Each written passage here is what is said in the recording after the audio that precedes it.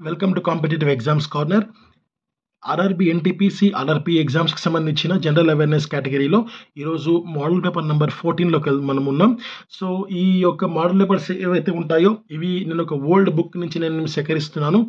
ఈ యొక్క ఓల్డ్ బుక్లో మనకు కొన్ని ఓల్డ్ క్వశ్చన్స్ ఉంటాయన్నమాట. సో అవి మీరు దయచేసి పట్టించుకోకండి. ఏవైతే స్టాటిక్ బిట్స్ ఉంటాయో, ఏవైతే ఏ క్వశ్చన్స్కి అయితే ఆన్సర్స్ ఎప్పటికీ చేంజ్ అవ్వవో అలాంటి క్వశ్చన్స్ని చాలా కాన్సన్ట్రేట్ చేయండి. సో అలాంటి క్వశ్చన్స్ కోసమే నేను ఈ వీడియోస్ని అందిస్తున్నాను. అండ్ కొన్ని కరెంట్ అఫైర్స్కి సంబంధించిన బిట్స్ ఉంటాయి, దాన్ని మీకు మీరే అప్డేట్ అవ్వాల్సిందిగా నేను కోరుకుంటున్నాను. సో ఈ బుక్లో చాలా మంచి నాలెడ్జ్ ఉంది. సో అది నేను మీకు ఇవ్వడమే నా యొక్క ధ్యేయం. సో ఇది ఆలోచించండి దయచేసి. సో ఇందులో ఫస్ట్ క్వశ్చన్ చూడండి. 2020 సంవత్సరపు అంతర్జాతీయ మహిళా దినోత్సవం యొక్క ఇతివృత్తం థీమ్ అంటే ఈచ్ ఫర్ ఈక్వల్.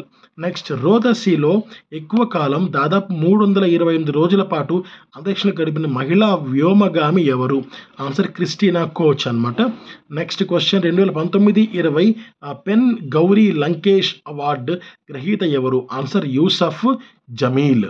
నెక్స్ట్, 2020 సంవత్సరానికి గాను public relations council of India ఇచ్చే చాణక్య పురస్కారాలలో ఉత్తమ వారపత్రిక అవార్డుకు ఎంపికైన తెలుగు దినపత్రిక ఏది? ఆన్సర్ ఈనాడు. నెక్స్ట్, ఉపనిషత్తులకున్న మరో పేరు ఏమి? ఆన్సర్ వేదాంతాలు.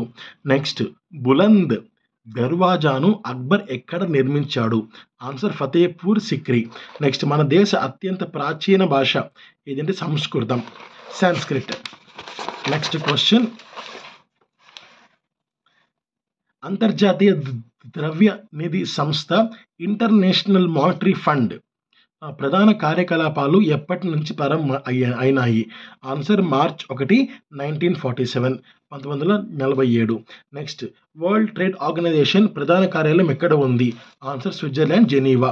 నెక్స్ట్, ఏ రేవు పట్టణానికి జవహర్లాల్ నెహ్రూ ఓల్డ్ రేవ్ అని పేరు పెట్టారు? ఆన్సర్ నవసేవ. నెక్స్ట్, అంతర్జాతీయ అవగాహనకు గాను ఇచ్చే జవహర్లాల్ నెహ్రూ అవార్డును అందుకున్న మొదటి వ్యక్తి ఎవరు? ఆన్సర్ యుథాంట్. నెక్స్ట్, భారతదేశ మొదటి సూపర్ కంప్యూటర్ రూపొందించిన centre for development of advanced computing CDAC ఎక్కడ ఉంది? ఆన్సర్ పూణే. నెక్స్ట్, వేళ్ల ఛేదనాల ద్వారా శాఖీయ వ్యాప్తి జరుపు మొక్కకు ఉదాహరణ ఏంటి? Answer carrot. Next, southern region farm machinery training and testing institute ఎక్కడ గలదు? Answer Anantapuram, Andhra Pradesh. Next question, CPN విస్తరించండి. Commonwealth parliamentary association. Next, Newton రెండవ సూత్రం దేనిని తెలియజేస్తుంది? బలం యొక్క నిర్వచనాన్ని తెలియజేస్తుంది. నెక్స్ట్, పాజిట్రాను ప్రాథమిక కణములలో ఈ తరగతికి చెందినది? ఆన్సర్ లెఫ్టానులు. నెక్స్ట్, విమాన భాగాల తయారీలో ఉపయోగించే ఎలక్ట్రాన్ అనే మిశ్రమ లోహంలో ఉండేవి ఏవి? So magnesium, zinc. కిరణజన్య సంయోగ క్రియకు కావలసిన కారకం ఏది?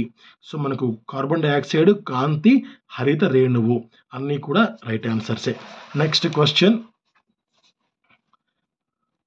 Soviet Union, America, Bharat, China Sputnik 1, Explorer 1, Aryabhata, Dong Fang Hong 1 అనమాట.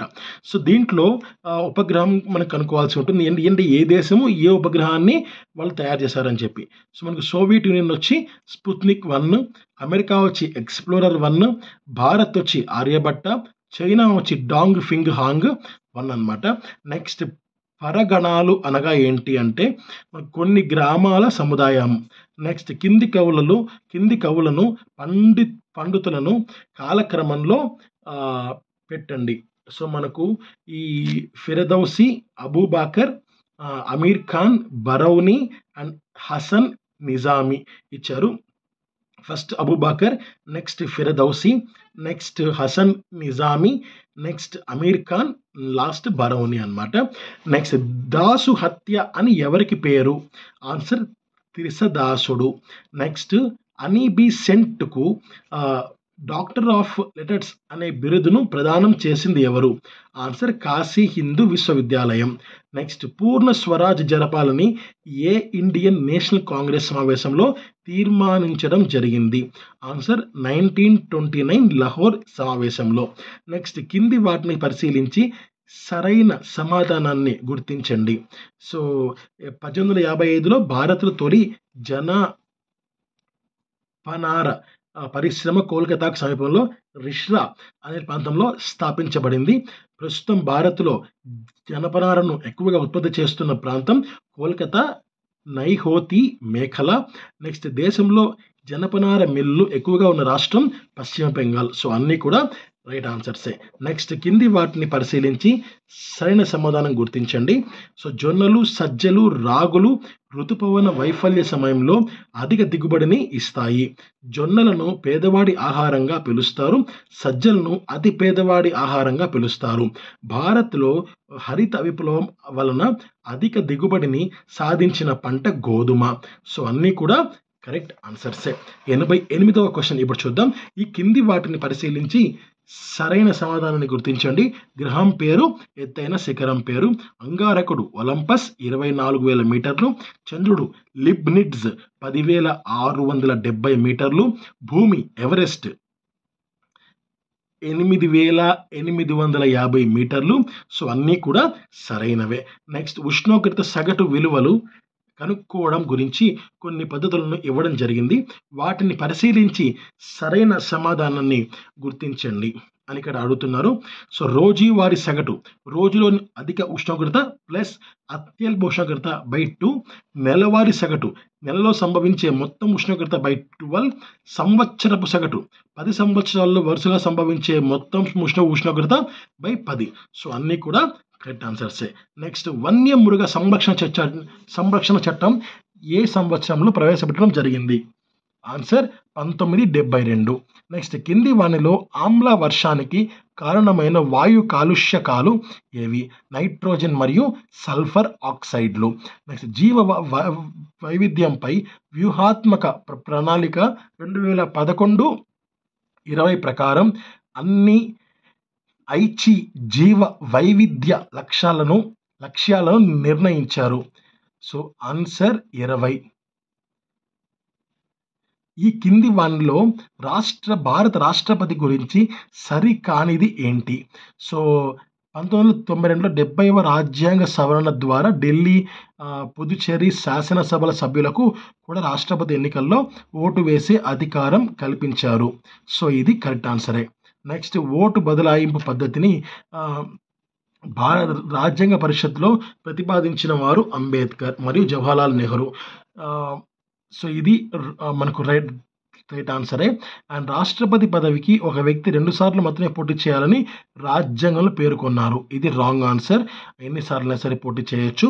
రాష్ట్రపతి, ఉపరాష్ట్రపతి ఎన్నిక వివాదాలని సుప్రీంకోర్టు మరియు హైకోర్టు పరిష్కరిస్తాయి.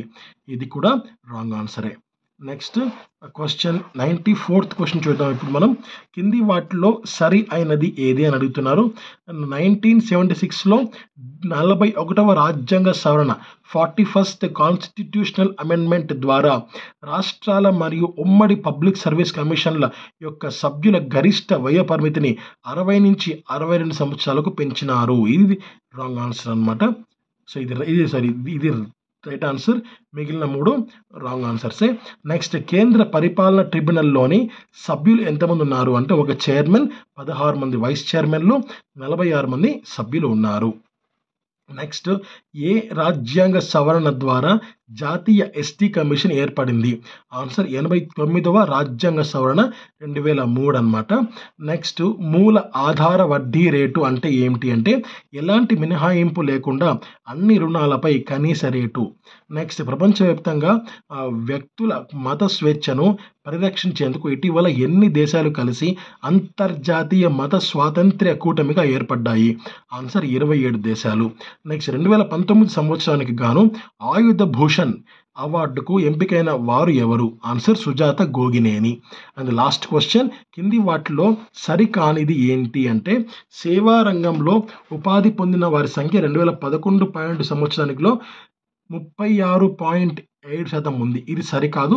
సరైనది ఏంటి అంటే 2011 జనాభా లెక్కల ప్రకారం 48.9 మంది శ్రామికులలో ప్రధాన పనివారు వ్యవసాయ మరియు వ్యవసాయ అనుబంధ రంగాల్లో ఉన్నారనమాట. నెక్స్ట్ 1991 మధ్య కాలంలో సేవా రంగం యొక్క సాపేక్ష పరిమాణం బాగా పెరిగింది. వృత్తిపరమైన వ్యవస్థలో వివిధ విభాగాలలో చెప్పుకోదగిన మార్పు ఉంది. సో ఈ 3 కూడా రైట్. 1, 3, 4 రైట్ ఆన్సర్ అనమాట. సెకండ్ది రాంగ్ ఆన్సర్. సో సెకండ్దే వాళ్ళు అడిగారు. సో అది ఆన్సర్ అవుతుంది. Thank you. Have a great day. జై హింద్.